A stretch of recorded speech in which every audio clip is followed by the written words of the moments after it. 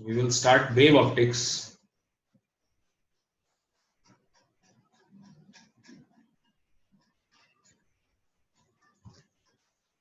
और wave optics में अपने को लाइट की स्टडी करनी है, but in a little bit different way. Light को वेव मानते हुए अब हम ये स्टडी करेंगे आगे. तो आई होप अभी कोई बहुत ज्यादा टाइम तो हुआ नहीं 11th के गए हुए. 11th में लास्ट चैप्टर हमने जो पढ़े थे थर्मोडायनेमिक्स के बाद आया था वेव्स. आई होप सभी को याद होगा. क्या आप लोगों को वेव की इक्वेशन याद है? वेव इक्वेशन क्या होती थी?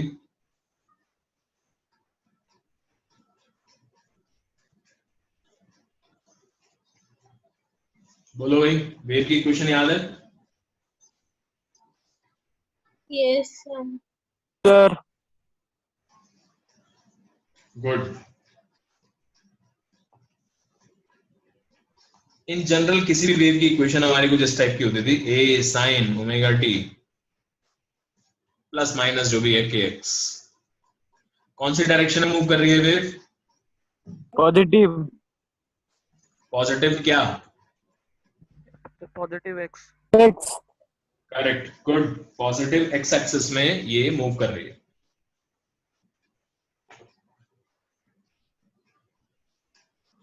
और तो ये हम इसको एक ऐसी वेव मान के चलेंगे. लाइट किस टाइप की वेव है वो अभी हमें वैसे तो पता है, बट हमने पढ़ा नहीं है. तो मैं वेव अभी भी वेव ऑप्टिक्स में हम लाइट को ऐसे ही लिखेंगे, बट एक्चुअल में हमें मालूम है इलेक्ट्रोमैग्नेटिक वेव है. तो ये जो यहाँ पर डिस्प्लेसमेंट्स हैं किस चीज के हैं? ये डिस्प्लेसमेंट की वजह these will be electric fields. Electric field and magnetic field. अभी क्योंकि हमने वो सब नहीं पढ़ा है इसलिए हम वेव ऑप्टिक्स में आप देखोगे, इनफैक्ट पढ़ भी लेते ना तब भी हम वेव ऑप्टिक्स पढ़ते हुए मान के चल रहे हैं दैट इलेक्ट्रोमैग्नेटिक है, ये हमें पता नहीं है. सो वेव ऑप्टिक्स में आप इक्वेशन यही लिखोगे, देयर इज समथिंग, कोई क्वांटिटी है जो ऑसिलेट कर रही है. अभी तक क्योंकि आपने मैकेनिकल वेव्स पढ़ी थी तो कुछ पार्टिकल्स होते थे जो ऑसिलेट कर रहे होते थे, लेकिन ये जो लाइट है this is non mechanical wave. It doesn't require any medium to travel. That is why हम अभी बस इन जनरल बोल रहे हैं कि हाँ मान लो कुछ चीज है, उस चीज का डिस्प्लेसमेंट है. तो इलेक्ट्रोमैग्नेटिक वेव्स हम पढ़ेंगे एकदम लास्ट में. इलेक्ट्रिक फील्ड, मैग्नेटिक फील्ड, पूरा इलेक्ट्रोमैग्नेटिज्म खत्म करने के बाद. तो वहां पर आप फिर उसकी इक्वेशन जो है कुछ इस टाइप की देखोगे. E stands for electric field. E is equal to E naught sine K minus K. ऐसे ही होगी. ठीक है, लेकिन जब तक हमें नहीं है पता तब तक हम यही चीज पढ़ेंगे. ठीक है. तो पहली चीज तो ये होगी कि इक्वेशन हम यहाँ पर लाइट को एज अ वेव स्टडी करेंगे. उसके बाद मैंने जो आपको एक बार पुरानी कहानी बताई थी लाइट के बारे में अगर आपको याद हो कि लाइट का को स्टडी करना की शुरुआत सबसे पहले डेकार्ट्स ने करी थी. कार्टेशियन कोऑर्डिनेट सिस्टम, रेने डेकार्ट्स इसी के नाम पर है. तो इसने सबसे पहली बार लाइट को पढ़ा था थोड़ा सा, and he proposed corpuscular model of light along with Snell's law. Snell's law भी इसने डिराइव कर दिया था. लॉज ऑफ रिफ्लेक्शन के बारे में भी थोड़ा बहुत स्टडी करा था.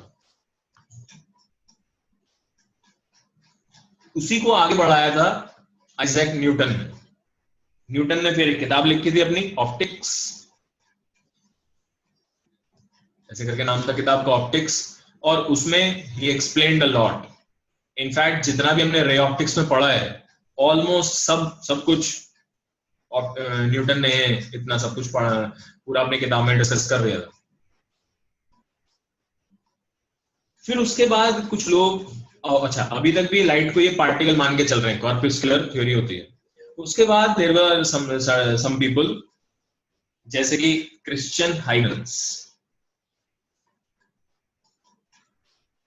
They were more or less contemporary of Christian double A है इसमें. Okay. Christian Huygens.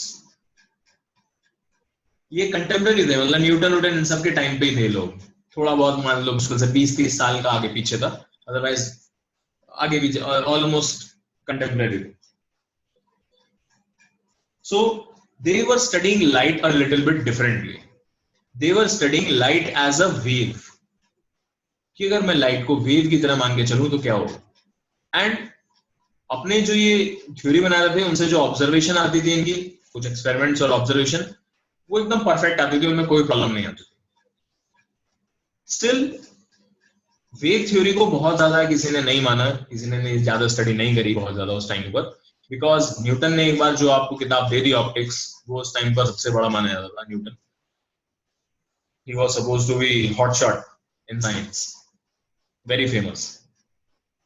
तो क्रिश्चियन हाइगन्स, उसके बाद एक और बंदा साथ में थॉमस यंग, इन दोनों के बारे में काफी पढ़ोगे आप इस चैप्टर में। Thomas young and Christian Huygens both were proposing the wave model of light.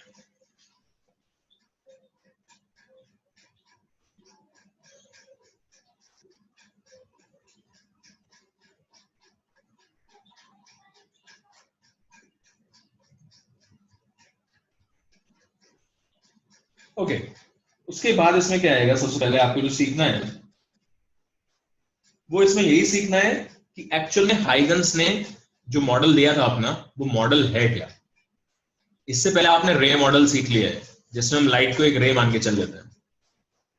अभी आपको जो है लाइट का वेव मॉडल पढ़ना है। This is the wave model,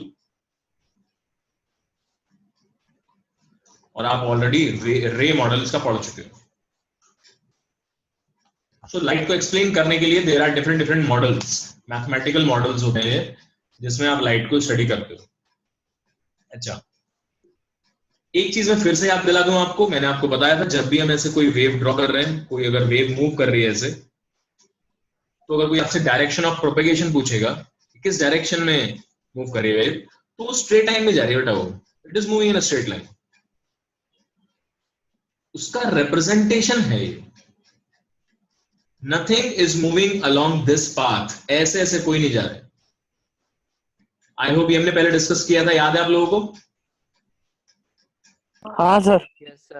है ना, तो कुछ भी इसके अलोंग नहीं मूव कर रहा है, ऐसे ऐसे नहीं जा रही कोई चीज, मूव ऐसे ही कर रहे हैं। यहाँ वाले जो क्योंकि वेव जो होती है वो एनर्जी का मोशन होता है, एनर्जी किस डायरेक्शन में जा रही है, तो ये पार्टिकल ऐसे ऐसे ऑसिलेट कर रहे हैं, वो भी ऐसे ऐसे नहीं जा रहे। Particle are not moving like this, particle बस ऐसे ऐसे ऑसिलेट कर रहे होते हैं, कुछ भी चीज ऐसे ऐसे ऑसिलेट कर रही होती है, एनर्जी वो अपने ट्रांसफर आगे इस डायरेक्शन में कर रही है। तो वेव का डायरेक्शन जो ये, ठीक है।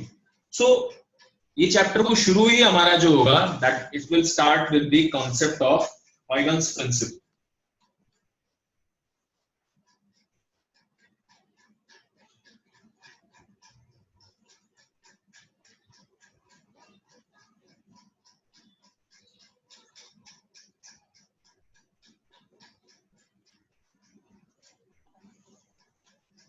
अब अपने को देखना है यार कि हाइगन्स प्रिंसिपल होता क्या है, क्या मतलब है इस चीज का। तो थोड़ा सा मैं आपको समझाने की कोशिश करता हूँ। इसमें कॉन्सेप्ट आएगा which is the concept of wave front. Huygens principle थोड़ी देर बाद आएगा, ठीक है। तो पहले हम इसमें पढ़ते हैं wave front. What is a wave front?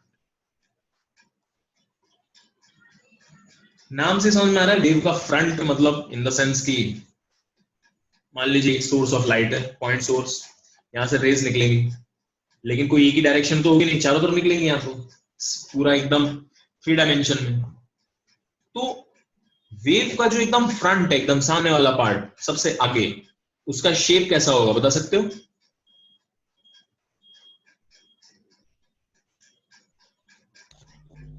एक लाइन। वेव फ्रंट से मतलब समझो, यहां से वेव्स निकल रही है कंटिन्यूअसली, सबसे शुरू में जो वेव थी वो काफी आगे पहुंच गई होगी, तो उसका शेप कैसा होगा उस वेव का, मतलब कहां होगी वो, अगर आप पोजीशन उसकी पूछे जाए तो किस टाइप की वेव होगी वो। तो मैं आपको बता देता हूँ, देखो अभी कोई बात नहीं, वेव फ्रंट का मतलब भी इसी से आएगा और मतलब भी समझो है, आपको ये भी पता लगेगा क्या चीज है वो। तो यहां से इस डायरेक्शन में कोई वेव निकली मान लीजिए, और टी टाइम तक यहां पहुंच गई, लेकिन सिर्फ यही वेव निकल रही है ऐसा नहीं है, बहुत सारी वेव्स हैं, सभी टी टाइम में उतनी डिस्टेंस दूर पहुंच जाएंगी, because same distance same speed से मूव कर रहे हैं।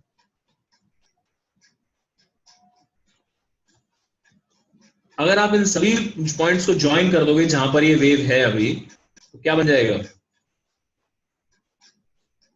बोलो, इन सबको ज्वाइन कर देना, क्या बना, Spherical. यस, सो स्फीयर बन जाएगा और इसको हम स्फेरिकल वेव फ्रंट बोलेंगे। अब वेव फ्रंट सिर्फ ऐसा नहीं कि सामने वाले को ही बोलते हैं, उससे पहले मान लीजिए मैंने बोला कि जो थोड़ी देर बाद निकली थी, जैसे ये होगी टी इक्वल टू 0 वाली वेव यहाँ पर पहुंची होगी, टी इक्वल टू 1 सेकंड वाली कहीं यहाँ पहुंची होगी, अभी टी इक्वल टू 2 सेकंड वाली यहाँ पर पहुंच रखी होगी, और अभी मान लीजिए करंटली 6 सेकंड हो चुके हैं, तो 6 सेकंड वाली वेव यहाँ से भी निकल रही है। जो वेव टी इक्वल टू 0 पर पहुंची थी वो 6 सेकंड में ट्रैवल करते करते यहाँ पहुंच गई है। जो वेव टी इक्वल टू 1 पे निकली थी उसको 5 सेकंड हुए होंगे अभी तक, तो 5 सेकंड में यहाँ तक पहुंच जाएगी। तो 5 सेकंड वाली भी सारी वेव आप ऐसे पकड़ लो, उनको ज्वाइन करो, वो भी अपना नया क्या बनाएंगे, वेव फ्रंट बना देंगे, and so on.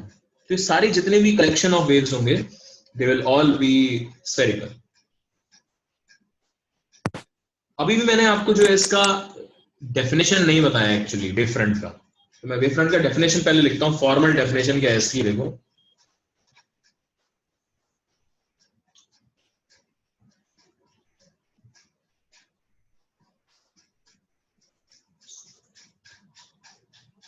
it is the collection of all points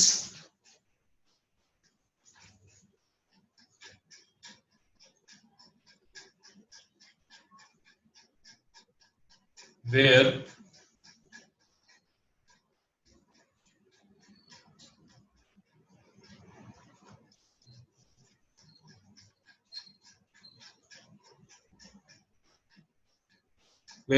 the wave have same phase।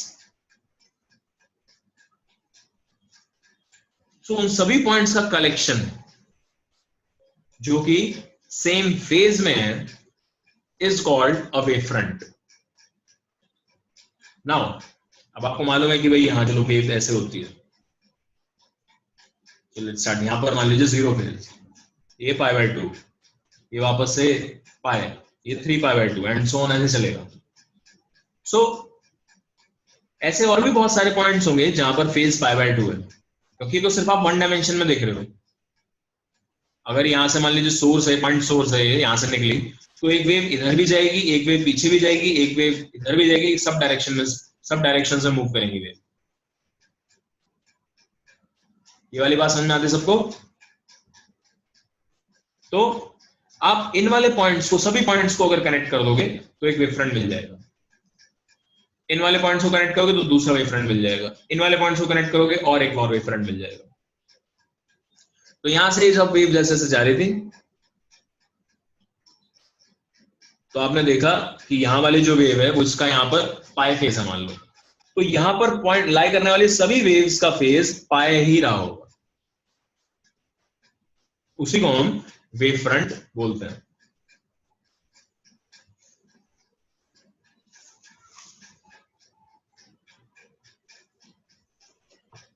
अब वेव फ्रंट जो है they will be perpendicular to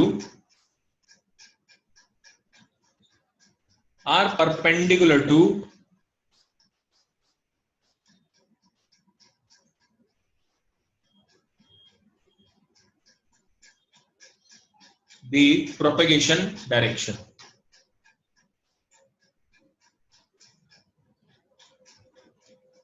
जिस डायरेक्शन में वेव जा रही है, जिस डायरेक्शन में वेव मूव कर रही है, उसके परपेंडिकुलर ही ड्रॉ होते हैं आपके वेव फ्रंट्स। क्योंकि अगर वेव इस डायरेक्शन में जा रही है तो इस डायरेक्शन में तो फेज चेंज होगा, इसके परपेंडिकुलर डायरेक्शन में फेज चेंज नहीं होगा। बहुत सारी वेव अगर पैरेलल से जा रही है मान लो, तो इस डायरेक्शन में जाने पर फेज चेंज नहीं होगा, इस डायरेक्शन में जाने पर होगा। तो इसलिए इसके परपेंडिकुलर डायरेक्शन में वेव फ्रंट हो। जैसे कुछ वेव्स हैं इस तरीके से मूव कर रही हैं, तो वेव फ्रंट्स जो रहेंगे है ना, इसके कॉरस्पॉन्डिंग वेव बनाता हूं वाले वेव कुछ ऐसे मान लो।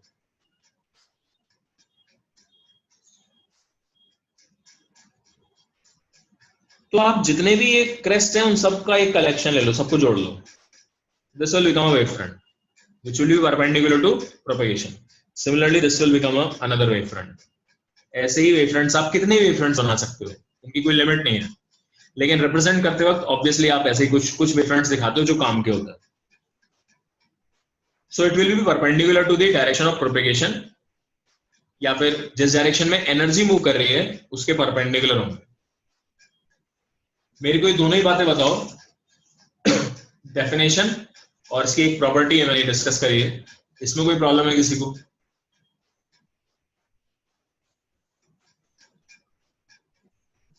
एग्जाम्पल देखो, एग्जाम्पल में पॉइंट सोर्स है, अगर बताओ पॉइंट सोर्स है तो वेव फ्रंट कैसा बना था बताइए? spherical, good. पॉइंट सोर्स से हमेशा स्फेरिकल वेव फ्रंट बनेगा।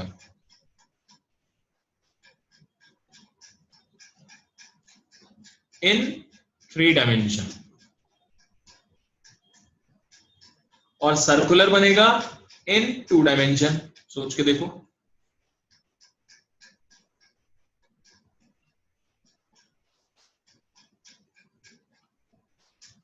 मतलब अगर आपकी वेव 2D में ही मूव कर सकती है, बस सरफेस पे मूव कर सकती है, तो उसका शेप जो होगा सर्कुलर होगा। इसका एग्जांपल भी है, इसका एग्जांपल है रिपल्स ऑन वाटर। रिपल्स जो होते हैं वो पूरे 3D में तो मूव करते नहीं है, सरफेस ऑफ वाटर में मूव करते हैं 2D में। तो जो रिपल्स होते हैं, actually you are seeing those wave fronts, जो आपको सर्कुलर दिखाई देता है रिपल्स, वो आप वेव फ्रंट्स ही देख रहे हो, वो वेव फ्रंट का ही शेप है। तो ये हो गया पॉइंट सोर्स। अच्छा, पॉइंट सोर्स नहीं है, एक्सटेंडेड है, but it is spherical, like our sun, है ना? इसका कुछ शेप, उसका कुछ साइज है, और अगर ये खुद स्फेरिकल है तो स्फेरिकल वेव फ्रंट ही बनेगा, फिर कोई प्रॉब्लम नहीं है।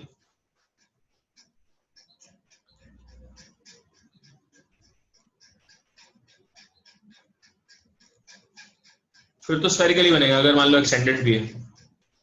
तो पॉइंट सोर्स हो चाहे फिर एक्सटेंडेड स्फेरिकल हो, दोनों से ही स्फेरिकल वेव फ्रंट्स बनते हैं। ओके, और क्या क्या शेप हो सकते हैं वेव फ्रंट्स के? तो I will tell you a next example. मान लीजिए लाइन सोर्स है, cylindrical,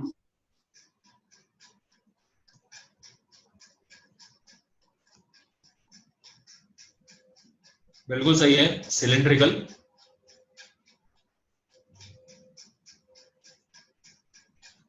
सो लाइन सोर्स है and it is going infinite very far away, तो आपका जो यहां से वेव फ्रंट बनेगा that will be cylindrical. Very easy.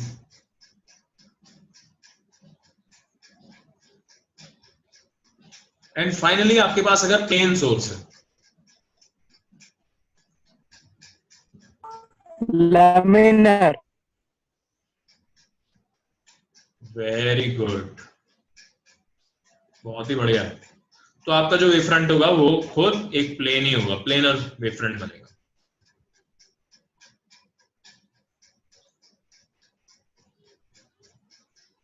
और इसमें कैसा बना था? सिलिंड्रिकल।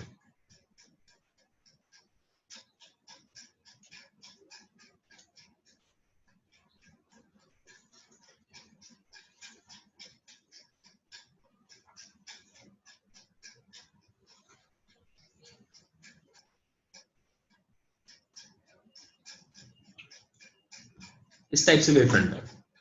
तो वेव कैसे मूव कर रही होगी समझ में आता है? perpendicular, परपेंडिकुलर तो हमेशा ही होगी ना, शेप देख के क्या पता लगा तुम्हें? cylindrical, ये वेव फ्रंट्स की शेप है बेटा,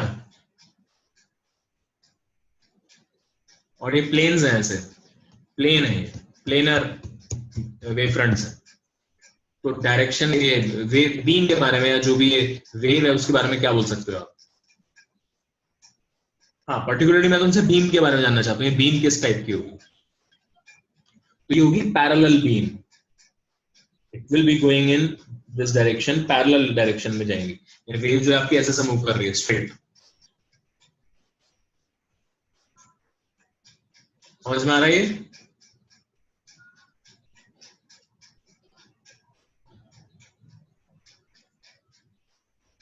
बोलो।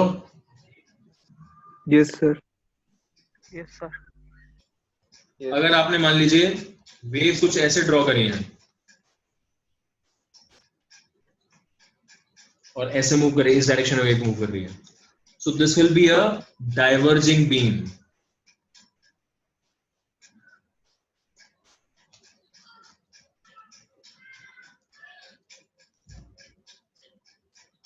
है ना, वेव फ्रंट्स ऐसे ऐसे हैं, तो डाइवर्जिंग बीम। ये कैसी थी? Parallel beam. वहीं अगर आपके मान लीजिए कुछ इस टाइप से आपने वेव फ्रंट ड्रॉ किया है और वेव इधर ही जा रही है, तो कैसी बीम है ये? Converging. कॉन्वर्जिंग। एक कन्वर्जिंग बीम, करेक्ट।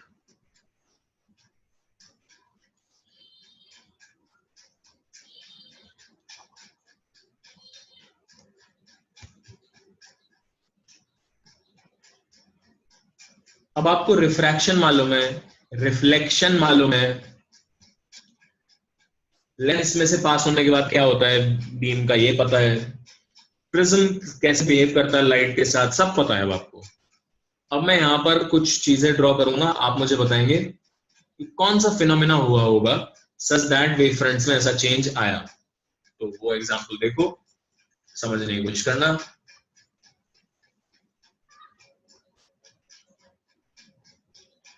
ये पहले वेव फ्रंट्स ऐसे थे,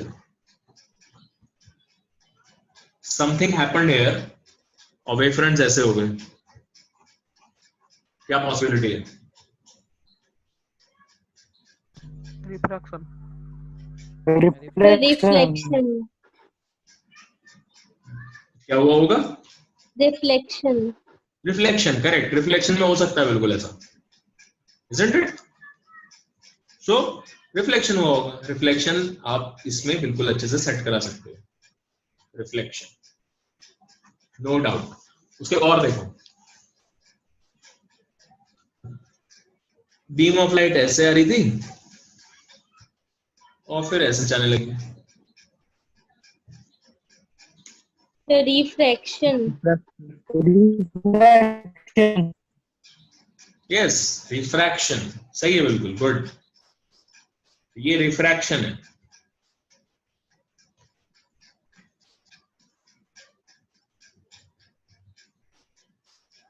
अब ये देख के बताना, रे ऑफ लाइट ऐसे आई, रिफ्लेक्शन। मैंने क्या ऐसा रखा होगा कि रे ऑफ लाइट ऐसे हो गई?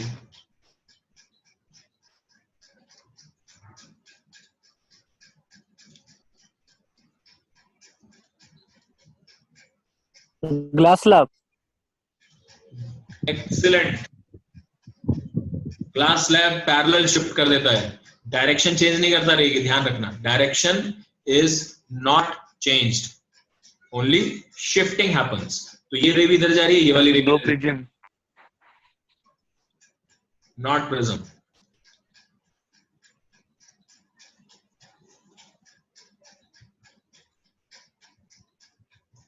प्रिज्म होता तो क्या करता? मान लीजिए स्पेस टाइप की कोई रे हिट करती,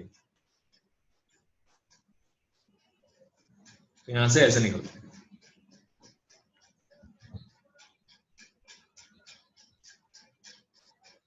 समझ पा रहे ना ये चीज? हाँ सर।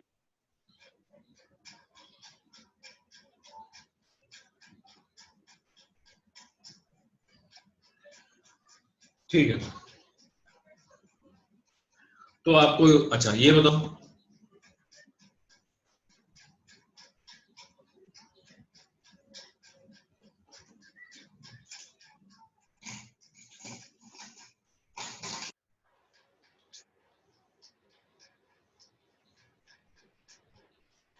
रे ऑफ लाइट ऐसे आई, यहाँ पे कुछ हुआ और फिर ऐसे हो गई, डायरेक्शन ऑफ प्रोपगेशन ये है, इधर जा रही है।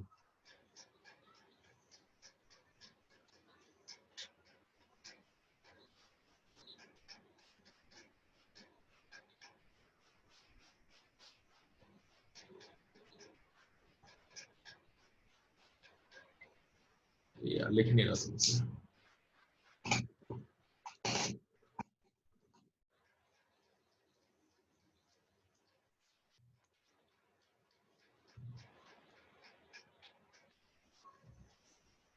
चलिए पॉइजनस प्रिंसिपल क्या बोलता है देखो, ये लिखने होंगे आपके पॉइंट्स, मैं भी लिख देता हूं।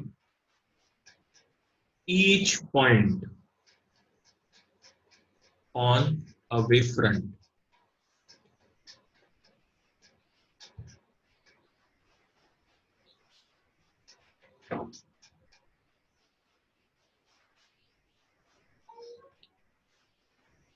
is a source of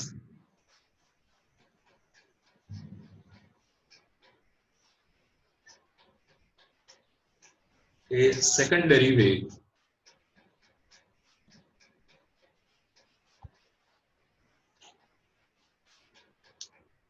which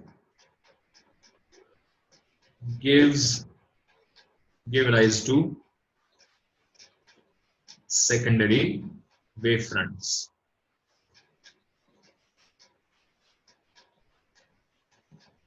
And secondary wave fronts are also known as, तो ब्रैकेट में लिख रहा हूं, wavelets. वेव के ओके, नेक्स्ट पॉइंट, अभी हम इसको एक्सप्लेन करेंगे क्यों हो रहा है ऐसा। नेक्स्ट पॉइंट क्या है,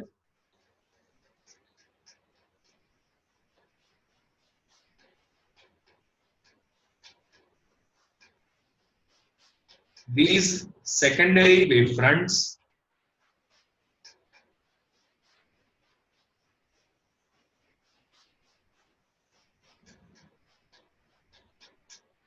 are used to determine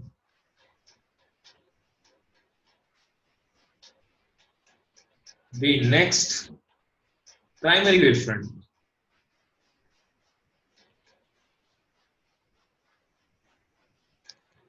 By drawing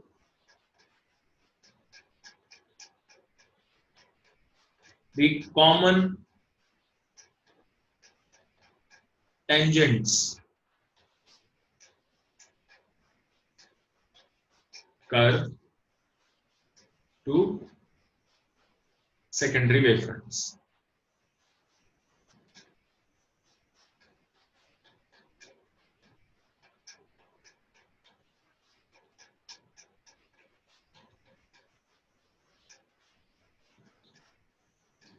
okay, अभी जो सेकेंडरी वेव फ्रंट्स बने हैं, हर एक पॉइंट सोर्स की तरह बिहेव कर रहा है। उनसे जो सेकेंडरी वेव फ्रंट्स बने थे बहुत सारे बनेंगे, क्योंकि पॉइंट्स बहुत सारे होंगे, तो बहुत सारे बने। उन सबका एक कॉमन टेंजेंट कर्व बनाओ। अभी तक आपने टेंजेंट पढ़ा होगा या स्ट्रेट लाइन ही होती है, लेकिन ठीक है ना, दो सर्कल्स भी तो टेंजेंट होते हैं कभी कभी एक दूसरे के। यहाँ पर टेंजेंट का मतलब है कि टचिंग, जस्ट टच कर रहे हैं। It is not necessarily a straight line, ठीक है। मैथ्स में टेंजेंट मतलब स्ट्रेट लाइन होता है, बट यहाँ पर थोड़ा सा अभी हम डिफरेंट मीनिंग लेके चल रहे हैं उसका। And drawing the common tangent curve to the secondary wave front, तो आपको नेक्स्ट प्राइमरी वेव फ्रंट मिल जाएगा, और फिर इसी तरीके से आप सारा प्रोसेस में आगे कंटिन्यू कर सकते हो। उस प्राइमरी वेव फ्रंट पे भी हर पॉइंट जो होगा वो भी सेकेंडरी वेव फ्रंट बनाएगा, उससे फिर नेक्स्ट प्राइमरी वेव फ्रंट आ जाएगा, अगेन फिर द सेम प्रोसेस। तो आप इस तरीके से प्रोपेगेशन देख सकते हो, वेव किस तरीके से आगे की तरफ प्रोपेगेट करेगी। Plane wave front, plane wave front कैसे बनता है बताओ। How are we drawing plane wave front. So plane wave front के लिए प्लेन सोर्स बोला हमने। क्या कोई और तरीका है प्लेन वेव फ्रंट बनाने का प्लेन सोर्स के अलावा? तो सोर्स एट इंफिनिटी हो तो यस, अगर आप बहुत दूर हो और पॉइंट सोर्स मान लो, लेकिन पॉइंट सोर्स से बहुत दूर अगर आप देखोगे तो ठीक है, स्फेरिकल वेव फ्रंट्स बनेंगे, लेकिन उन स्फीयर्स के रेडियस इतना बड़ा हो जाएगा कि आपको ऑलमोस्ट प्लेनर दिखाई शुरू हो जाएगा, दिखना शुरू हो जाएगा। जस्ट लाइक अर्थ का रेडियस इतना बड़ा है, आपको locally you will never feel कि अर्थ जो है वो कर्व्ड है। सो यही wave fronts, planar wave front हम जनरली उस तरीके से ही देखेंगे।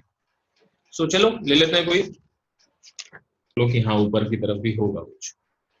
तो इस पे लाई करने वाला हर एक पॉइंट, वैसे तो हर एक पॉइंट पर हम कुछ ही पॉइंट्स लेंगे, इस पे लाई करने वाला हर एक पॉइंट अपने आप में एक सोर्स है which can give rise to secondary waves, और सेकेंडरी वेव्स से बनेंगी सेकेंडरी वेवफ्रंट्स। अब क्योंकि ये पॉइंट सोर्सेज हैं सारे जो हमने लिए, तो उनसे तो स्फेरिकल वेव्स निकलेंगी, यानी स्फेरिकल शेप होगी उन वेवफ्रंट्स की, तो आप वो स्फीयर्स बना लो।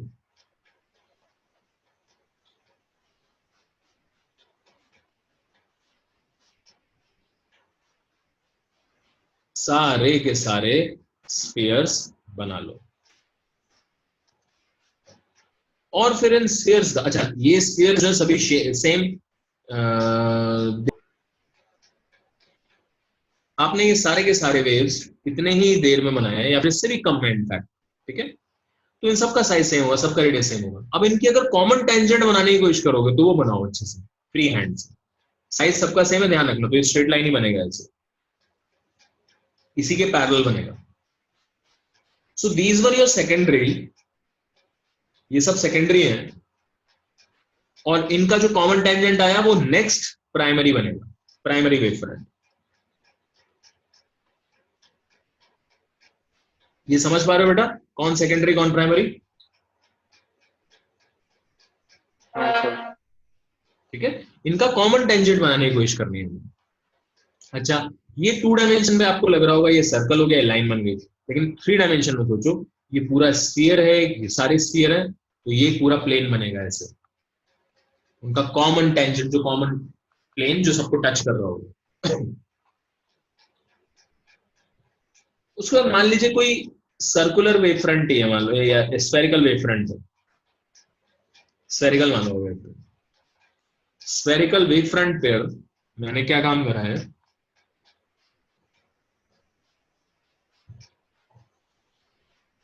कुछ पॉइंट्स ले लिया आपने,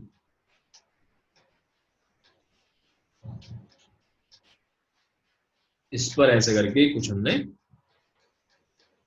drawn certain वेवफ्रंट्स।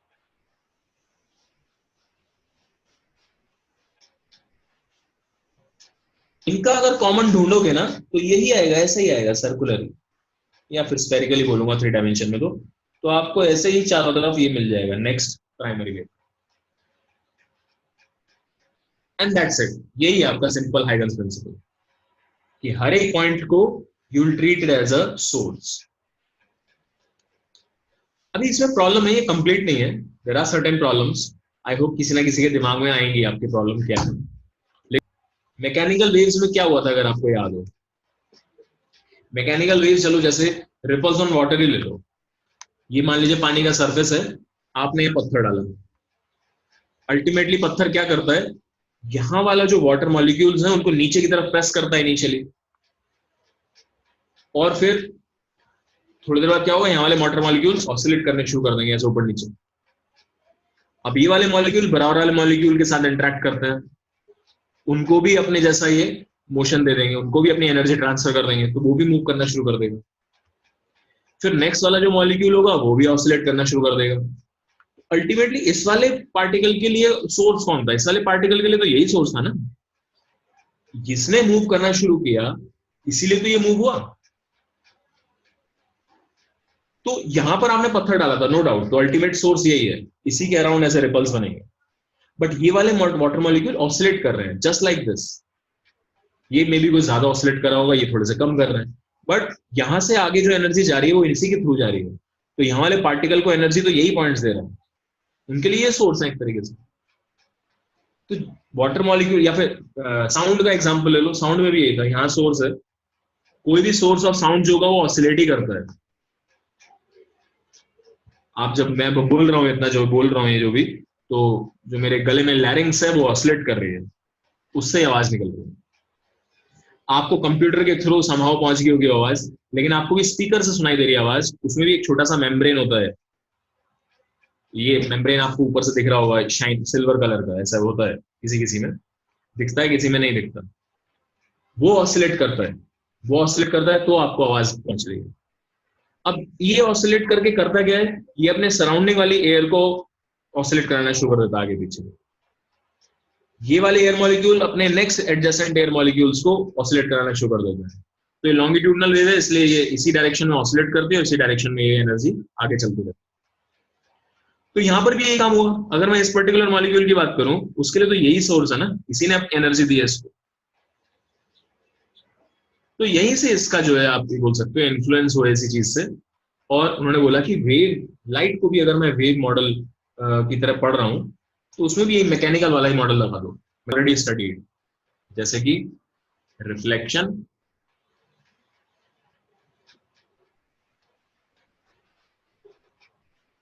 And refraction using wave model. In fact हम अब जो है यहाँ पर reflection, laws of reflection and laws of refraction prove करेंगे। इन दोनों लॉज को प्रूव करेंगे और सिर्फ दो चीजों की जरूरत पड़ती है। थोड़ा सा तो आपको कंस्ट्रक्शन करना पड़ेगा, बाकी सिर्फ दो चीजों की जरूरत है। इनफैक्ट एक ही चीज की जरूरत है अगर सोचा जाए तो, और वो है ये, wave fronts are perpendicular to the propagation of direction and obviously the definition। ये दो चीजें याद रखनी। अगर ये दो चीजें याद है तो आप रिफ्लेक्शन और रिफ्रैक्शन दोनों एक्सप्लेन कर लो। ध्यान से देखो। अच्छा, this particular part is also very important for NCERT. CBSE के लिए ये काफी फेवरेट चीज है, सीबीएसई की पूछते रहता है। तो देख सुनना इसको ध्यान से कैसे एक्सप्लेन किया। तो सबसे पहले लेते हैं रिफ्लेक्शन।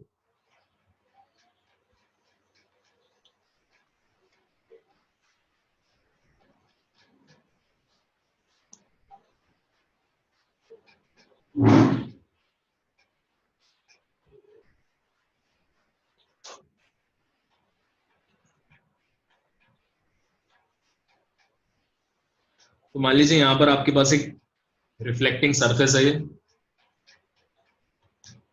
और अब हम कुछ भी ट्रू नहीं मानेंगे। ध्यान रखना, हमें लॉज और रिफ्लेक्शन नहीं पता है। रिफ्लेक्शन की डेफिनेशन होती है बाउंसिंग बैक ऑफ लाइट, वो तो ठीक है, लेकिन किस डायरेक्शन में जाएगी, कैसे जाएगी, वो नहीं पता है हमें कुछ। We will take a parallel beam and we will parallel beam लेते हैं ऐसे, थोड़ी और ज्यादा टिल्टेड। एक ऐसी हमने पैरेलल बीम ली and we will draw the wave fronts. Wave front जो होगा वो उसके परपेंडिकुलर होगा। ये प्रोपेगेशन का डायरेक्शन है और वेव फ्रंट इसके परपेंडिकुलर।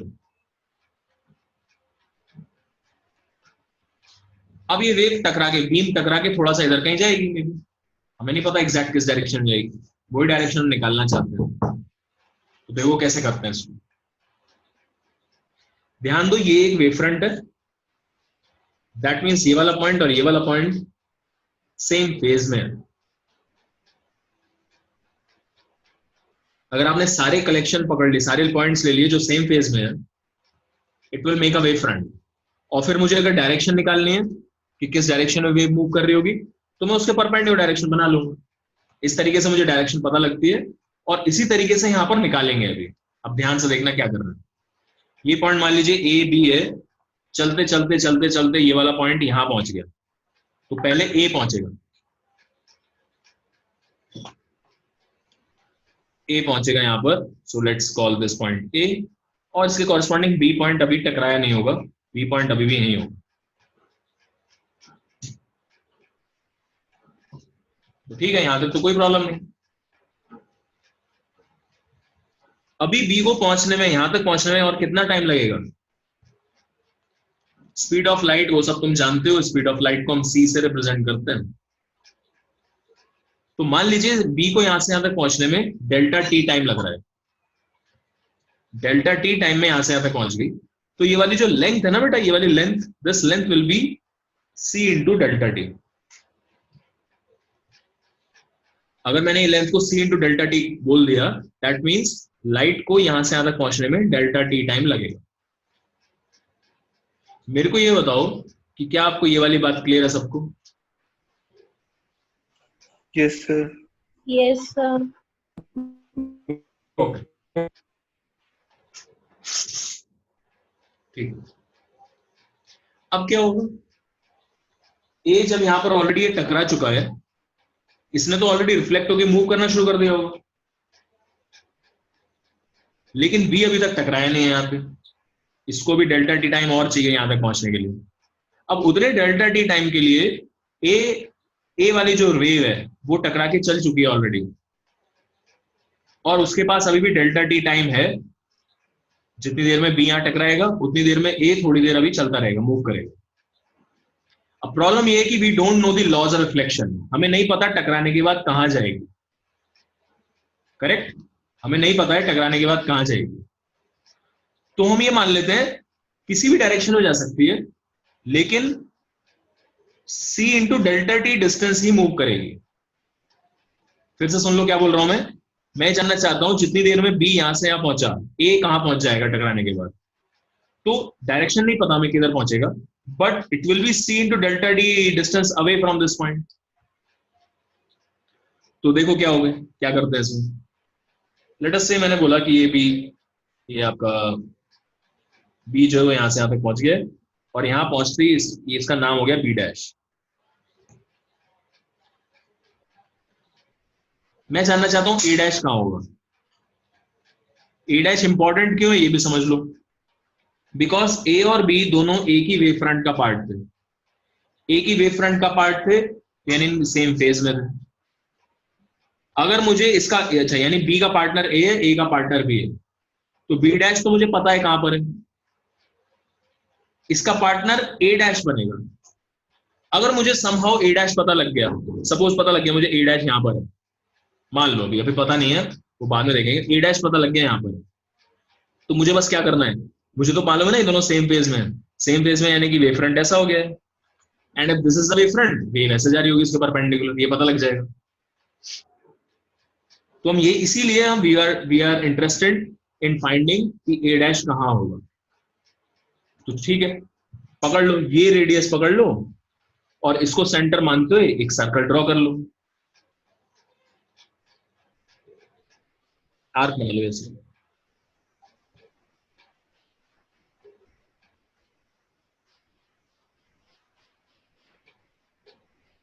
ए डैश इस आर्क पर कहीं भी हो सकता है, हमें नहीं पता कहां है, लेकिन यहीं पर होगा कहीं।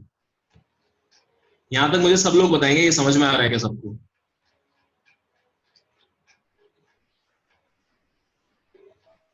हाँ सर। तो मैं लिख देता हूं ये आर्क जो है, जो सेमी सर्कल है, इनफैक्ट 3 डायमेंशन में ये हेमिस्फीयर होगा, बट ये सेमी सर्कल मैं लिखता हूं अभी 2D में। इनफैक्ट कुछ मत लिखो इसको, इसका सेंटर ए है, बस ये लिख दो centre is A, and radius कितना है, रेडियस बोलो बच्चों कितना था? C delta T. बढ़िया, समझ गए तुम लोग।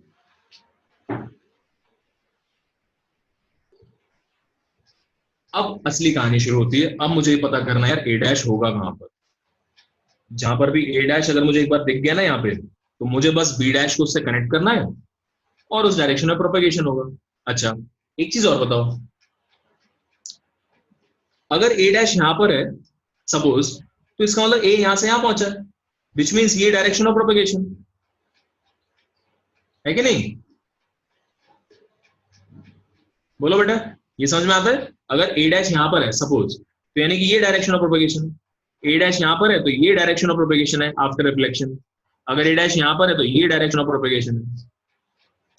लेकिन अगर आपने ये डायरेक्शन ऑफ प्रोपेगेशन मान लिया, ध्यान से समझ रहे, यहां पर ए डैश है सपोज, तो ये डायरेक्शन ऑफ प्रोपेगेशन हुआ, और आप फिर इस पॉइंट को इससे कनेक्ट करोगे बी डैश से, ये आपका वेव फ्रंट हुआ। इसका मतलब क्या यहां पर direction of propagation and wave front perpendicular है?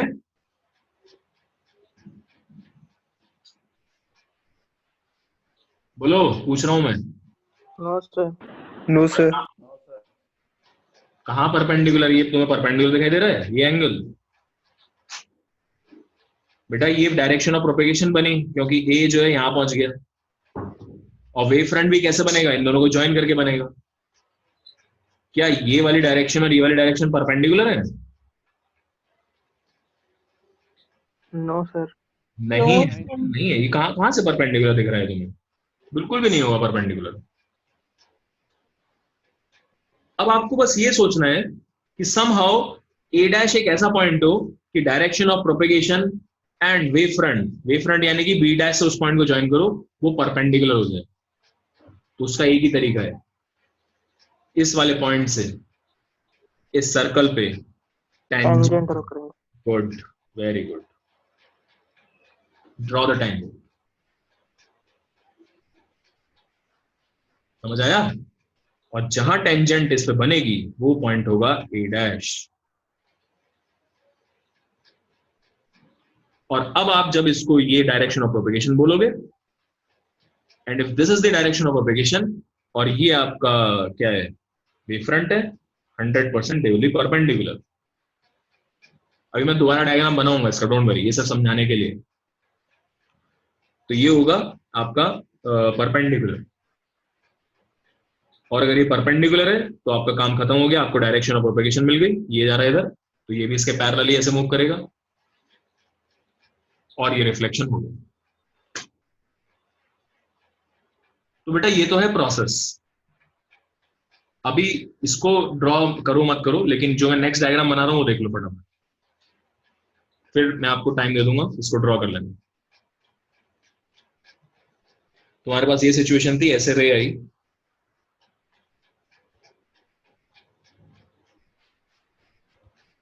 This was A, this was B, ये यहां पर बी जितनी देर में बी डैश बना, ये कुछ आपका ए डैश हो जाएगा, ये वाला पॉइंट ए डैश हो जाएगा। This is the new wave front, और आपका ये डायरेक्शन ऑफ प्रोपेगेशन, ऐसा कुछ। ठीक है, let me draw it again, अभी भी क्लियर नहीं है वो।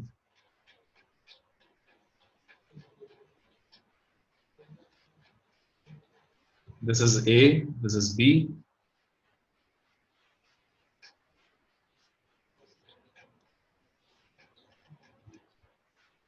ये बी डैश, तो इधर यहां कहीं ए डैश आ जाएगा।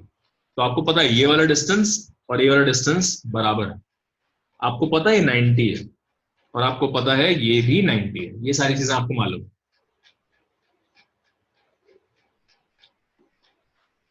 ये हो जाएगा ए डैश।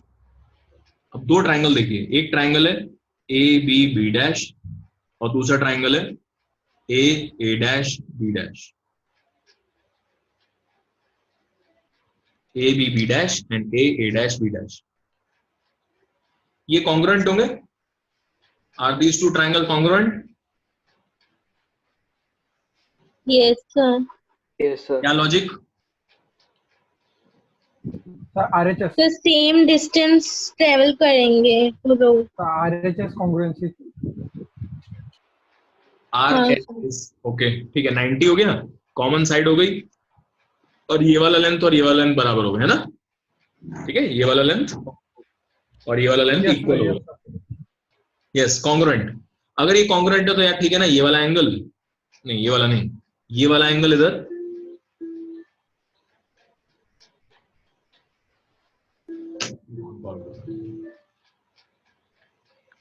ये वाला एंगल और ये वाला एंगल दोनों बराबर।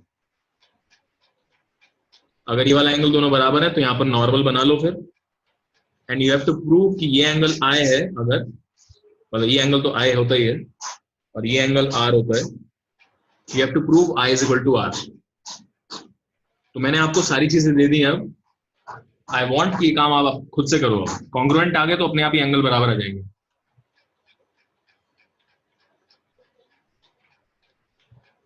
ये आई और ये आर बराबर आ जाएंगे, प्रूव करो खुद से। डायग्राम बनाओ, इसको छोड़ दो, ये दो डायग्राम देखो, पहले ये देख लो। सो आपको दिख रहा होगा ये आई है, अगर तो ये भी आई होगा फिर, नहीं ये वाला नहीं, ये वाला एंगल, ठीक है, ये वाला ट्रायंगल दिख रहा है कि कौन सा ट्रायंगल की बात कर रहा हूं मैं, ये वाला। अगर ये आई है तो ये भी आई होगा, बताओ भाई, ये दिख रहा है? नहीं दिख रहा,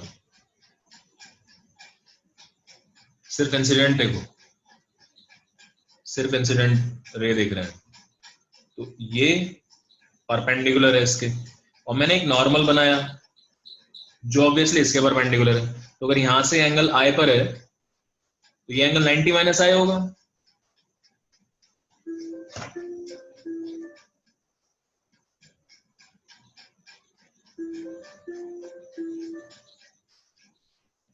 ये एंगल आई है तो ये एंगल 90 माइनस होगा, तो ये वापस से आई आ जाएगा। दिख रहा है? सो ये वाला जो एंगल, ये वाला ट्राइंगल में I am talking about angle B A B dash. B A B dash will be I. Similarly A dash B dash A, ये वाला, ये एंगल आर के बराबर आ जाएगा।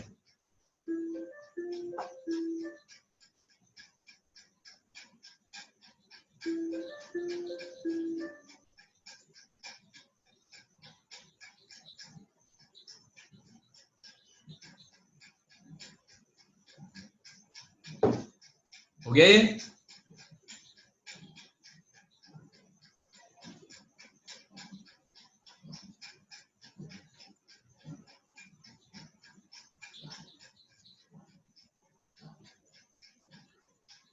बोलो भाई, बढ़ जाएं आगे। हाँ सर। हाँ सर। ठीक है, तो अब मैं ऐसे ही आपको रिफ्रैक्शन बता देता हूं फटाफट से बस, और आज हम यही खत्म करेंगे रिफ्रैक्शन के बाद। अब देखो रिफ्रैक्शन में क्या होगा। रिफ्रैक्शन में लाइट चले जाएगी दूसरी तरफ, तो ये थोड़ा सा डायग्राम के पॉइंट ऑफ व्यू से आसान है, बट समझना होगा आपको ये। तुमने वही दिया, एक पैरेलल बीम लिया, तो पैरेलल बीम, ये इसका वेवफ्रंट हुआ, ये पॉइंट ए, और ये वाला आपका बी। अब कहानी डिफरेंट ये है यहां पर कि इधर और इधर velocity of lights are different. इधर v1 रहेगी तो इधर v2 रहेगी। लाइट की वेलोसिटी ही अलग अलग है। तो मैं c तो ले ही नहीं रहा यहां पर, ठीक है, c तो हमने पहले यूज कर लिया है, छोड़ दो इसको। यहां पर मान लीजिए डिफरेंट है। और अब आप देख लो फिर से, ये तो पता ही लगेगी आपको कि ये एंगल ऑफ इंसिडेंस होगा तो ये भी एंगल ऑफ इंसिडेंस हो जाएगा, ये आई के बराबर आ जाएगा। अब यहां से क्या हुआ है, ये आपका पॉइंट ए था, ये बी था। जितनी देर में बी जो है यहां पहुंचा, बी डैश बना, मैं जानना चाहता हूं ए कहां पहुंच जाएगा। ठीक है, तो लेट्स से यहां से यहां तक पहुंचने में जो टाइम है डेल्टा टी है, तो ये लेंथ कितनी होगी ये वाली, ये लेंथ हो जाएगी v1 इंटू डेल्टा टी। उतनी देर में a कहां पहुंच जाएगा, a पहुंच जाएगा v2 डेल्टा टी, क्योंकि दूसरे मीडियम में चला गया अभी, v2 डेल्टा टी अवे पहुंच जाएगा ये। So it will be v2 delta t away. तो I will be drawing a circle और sphere of radius v2 delta A. तो इसका ये जो है, this is centre at A, जबकि रेडियस कितनी होगी अब की बार, v2 डेल्टा टी रेडियस का होगा। और फिर से वही काम, फिर से डायरेक्शन ऑफ प्रोपेगेशन और वेवफ्रंट परपेंडिकुलर होने चाहिए। वो तभी होगा जब आप यहां से इस पे एक टेंजेंट ड्रॉ करो। दिस इज द टेंजेंट, ये डायरेक्शन में मूव कर जाएगा, ये भी ऐसे मूव कर जाएगा। सो दिस पॉइंट ये लोकेट कर लिया आपने, दिस इज ए डैश। ये वाली लेंथ v1 डेल्टा टी है, ये वाली लेंथ v2 डेल्टा टी होगी। इस लेंथ को लिख लो, यही आपकी v2 डेल्टा टी होगी। अब ये ट्रायंगल फिर भी आसान है क्योंकि आप पहले समझ चुके थे, मतलब डायग्राम देखने में आसान लग रहा है। तो अब मुझे क्या चाहिए, देखो ध्यान से, यहां पर मैं फिर से एक नॉर्मल ड्रॉ कर रहा हूं, यहां वाले के लिए कर लेते हैं। ये आर है, अगर ये आर है तो कौन सा एंगल आर होगा, ये एंगल भी आर होगा फिर। So this angle is R and this angle becomes I. अब इन दोनों में रिलेशन निकला है, तो मैं यही लिख देता हूं मैं रिलेशन भी। देखो ध्यान से, रिलेशन लिखने के लिए आप ये ट्रायंगल देखो, दोनों 90 डिग्री ट्रायंगल है। और इन ट्राइंगल्स में ए बी डैश कॉमन है, तो दोनों से ही ए बी डैश की वैल्यू लिख देते हैं। A B dash is hypotenuse,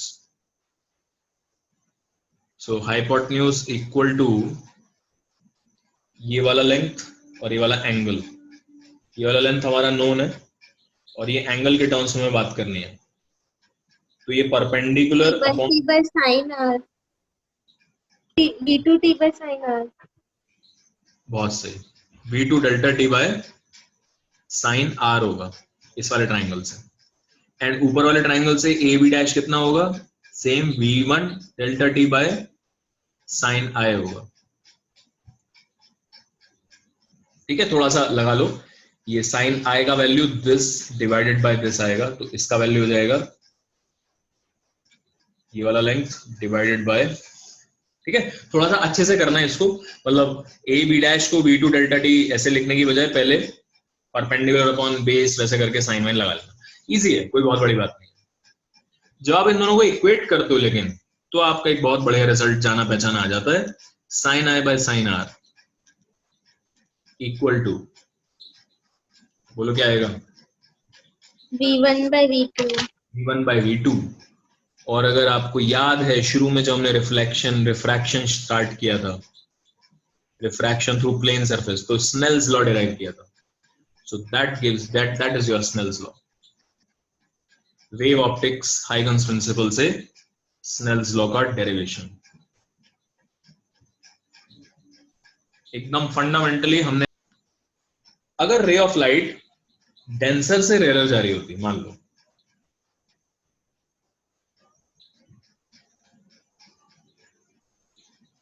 ठीक है, तो अब v1 एंड v2 डेंसर से रेयर जा रही है, that means v1 is less than v2। यहां पर इस वाले मीडियम में लाइट बहुत तेजी से निकलती है, तो आप फिर से ऐसे कुछ एक ये बनाओगे, इसका वेव फ्रंट है, ये वाला लेंथ जो होगा आपका v1 डेल्टा t होगा, इधर आप एक फिर से ट्राइंगल बनाओगे, ट्राइंगल को ऐसे बनाओगे, ड्रॉ कर दोगे, ये वाला जो होगा that will be v2 delta t। मान लीजिए वो वाला v2 डेल्टा t जो लेंथ है, उससे सर्कल जो स्फीयर बना वो ऐसे बना, ये सेंटर, और वो यहां से पास करते हुए गया एग्जैक्टली इसी पॉइंट से, यानी कि रेडियस इतना ही है। तो अब मुझे क्या काम करना था, मुझे करना था यहां से टेंजेंट ड्रॉ करनी थी इस पे, लेकिन ये स्फीयर इतना बड़ा हो गया कि यहीं पे यहां तक आ गया, तो टेंजेंट कैसी बनेगी बेटा, अब टेंजेंट कैसे बनेगी, अब तो टेंजेंट ऐसे बनेगी, देखो, अगर मुझे इसी पॉइंट से इस सर्कल पे टेंजेंट बनाना है, तो वही पॉइंट है ना, सर्कल पे लाई कर रहा है वो, तो टेंजेंट ये हो जाएगी। अब ये समझ में आ रहा है? हाँ सर। तो रे ऑफ लाइट कैसे निकलेगी,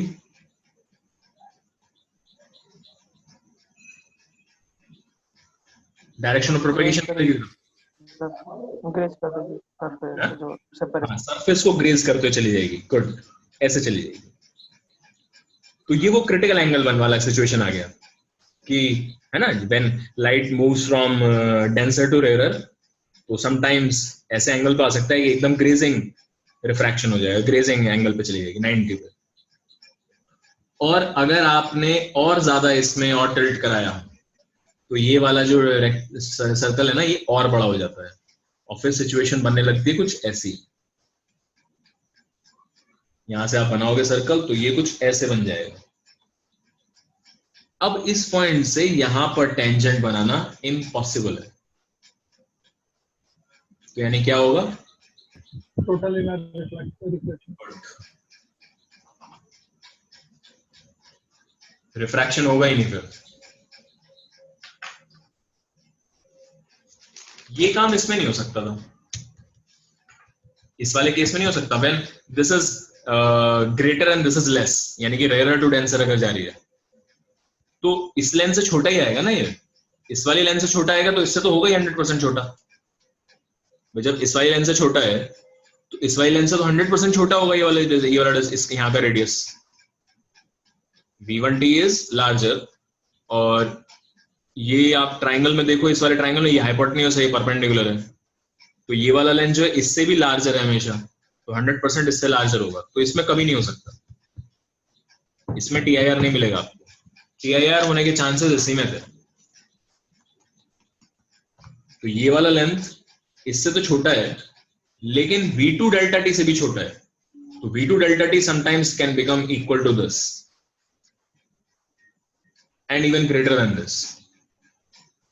तो इसमें तो रिफ्रैक्शन हो जाएगा, रिफ्रैक्शन एकदम 90 पे चला जाएगा इससे, यहाँ आपका ये TIR हो जाएगा। ये इसमें कुछ भी डाउट है तो बोलो आप।